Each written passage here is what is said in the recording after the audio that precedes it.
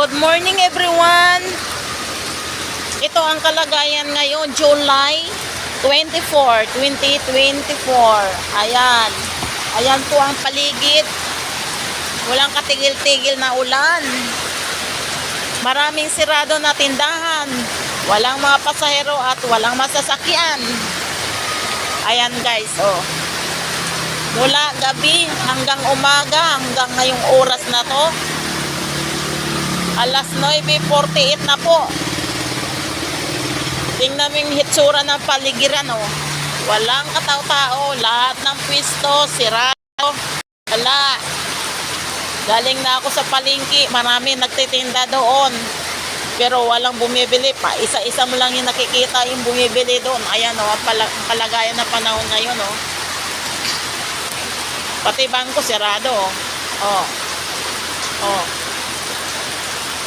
Yung mga parking area nila, walang nakaparking dahil walang lumalabas na mga tao.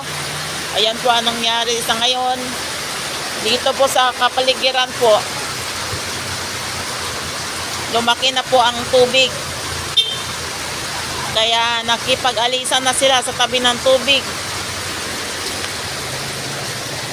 Tabi ng ilog. Walang mga sasakyan, walang mga tao, pati bangko sirado. Tingnan mo naman, walang mga customer nakaparking, mga tindahan. Ayan, sirado ang mga tindahan dito sa Lucky Bayan, oh, Novaliches Bayan, Quezon City. Sarado ang mga pwesto. Ayan, oh, sarado lahat. Ayan. Yan, sarado lahat. Lahat yan, sarado. Kaya ang gawin na lang natin, magbablog na lang tayo. Ikot-ikot kung anong merong nakikita natin sa paligid. Ayan, para makita ng video. Wala na po talaga yung tulay. Doon banda sa may baba. Nagsilikas na yung mga tao doon nakatira dahil baha na.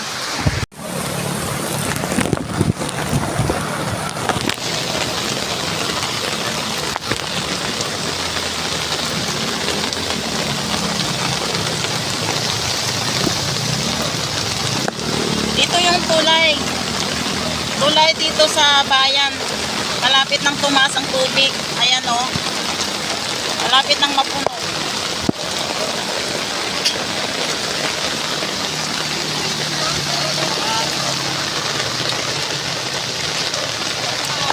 Ayan, malapit nang mapuno dito, oh. My gosh.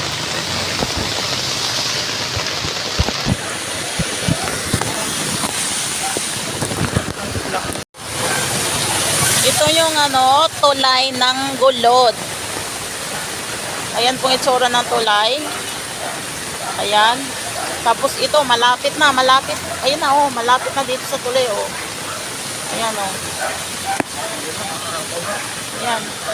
Malapit na ito maapaw sa tulay. Ayan pong itsura dito, tulay ng Gulod. Ayan.